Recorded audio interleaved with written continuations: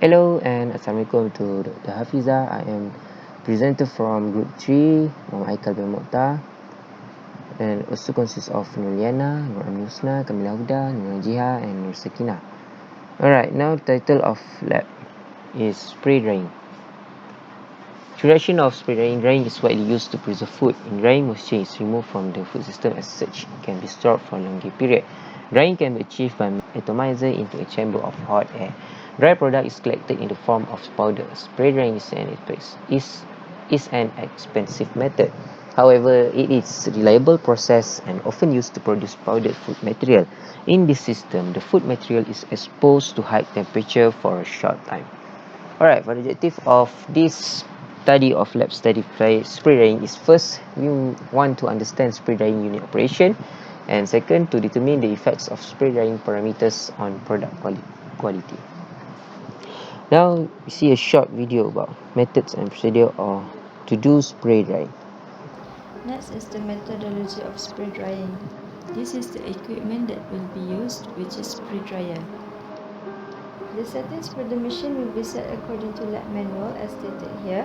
There are two parameters that will be observed: the effect of feeding rate and the effect of airflow rate. Now let's move on to the principle of spray drying method. The samples that will be used for this experiment is liquid milk.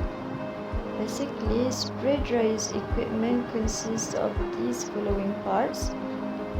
Firstly, the solution or dispersion tank where sample is loaded, which are connected to the rotating cone. Then there is electric heater for the production of hot air, which is filled to drying chamber. Next will be the cyclone separator for separating hot air from the powders. The dispersion of pre-concentrated food will be introduced into the drying chamber in the form of fine spray, which is brought into contact by stream of hot air. Temperature about 150 degrees to 300 degrees is used. The drying works very rapidly with short time exposure, which is 1 to 10 seconds. Next, the hot gas and powder will pass through the cyclone separator.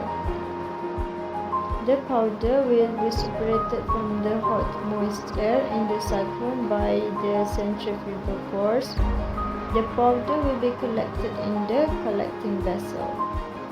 The yield of the samples collected will be calculated using the following formula.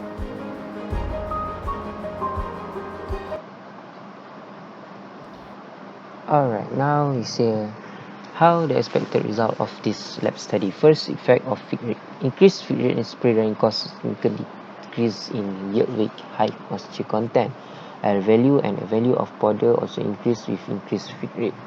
Now, effect of air flow rate. Air outlet temperature increase with increasing air inlet temperature and decreasing product mass flow rate. Temperature profile inside the spray dryer is an important factor regarding the quality of thermally sensitive product. The air temperature determines together with the drying kinetics temperature of the product to be dried. Alright, for the question, what is the principle of spray drying in food preservation? Spray drying is an example of preservation process using drying method, whereas water is removed to prevent the growth of microorganisms and decay.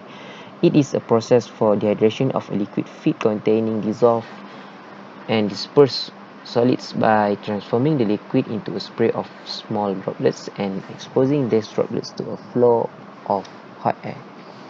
Alright, for the next question is, what are the parameters influence the quality of end products by spray drying? First, inlet and outlet air temperatures.